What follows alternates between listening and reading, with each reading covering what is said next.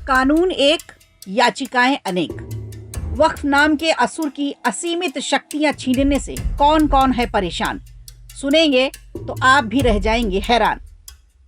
जब से वक्फ bill pass होकर एक्ट बना है, तब से ही देश में कोई ना कोई घटना हो रही है। इस कानून के बनने के बाद से ही तमाम मुस्लिम संगठनों के साथ साथ राजनीतिक संगठन भी मायूस है। इसी का नतीजा है कि कहीं दंगे तो कहीं मारपीट, कहीं लूटपाट हो रही है।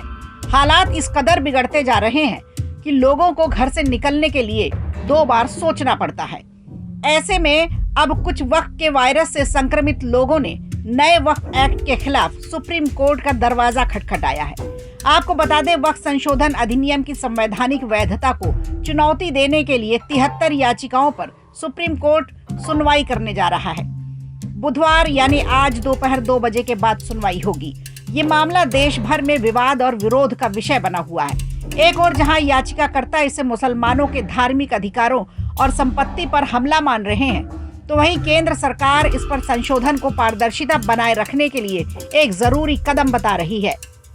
सुप्रीम कोर्ट के चीफ जस्टिस संजीव खन्ना, न्यायमूर्ति संजय कुमार और न्यायमूर्ति केवी विश्वनाथन की 3 न्यायाधीशों की पीठ इन याचिकाओं पर सुनवाई करेगी। 2 बजे के बाद सुनवाई शुरू होगी। इनमें कुछ याचिकाएं 1995 के मूल वक्फ अधिनियम के खिलाफ हैं, कुछ 2013 के संशोधन को सही नहीं मान रही, जबकि अधिकांश हालिया संशोधनों को चुनौती दे रही हैं। कई याचिकाकर्ताओं ने अधिनियम पर अंतरिम रोक लगाने की मांग रखी है।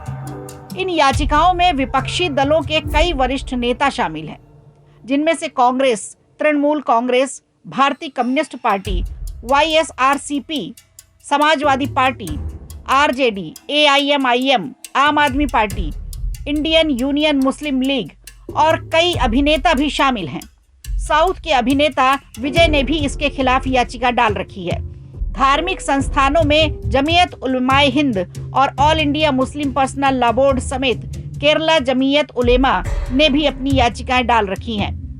वहीं 2 हिंदू याचिकाकर्ता वकील हरिशंकर जैन और नोएडा निवासी पारुल खेरा ने भी वक्फ अधिनियम को मुस्लिम समुदाय को अवैध रूप से सरकारी और हिंदू धार्मिक संपत्तियों पर अधिकार देने वाला बताया है। इस पूरे मामले में वक्फ संशोधन अधिनियम के समर्थन में 7 राज्यों ने शीर्ष अदालत का दरवाजा खटखटाया है। उन्होंने दलील दी है कि ये अधिनियम संविधान सम्मत है और अल्पसंख्यकों के अधिकारों को संरक्षित रखते हुए वक्फ संपत्तियों के प्रभावी और पारदर्शी प्रबंधन को सुनिश्चित करता है।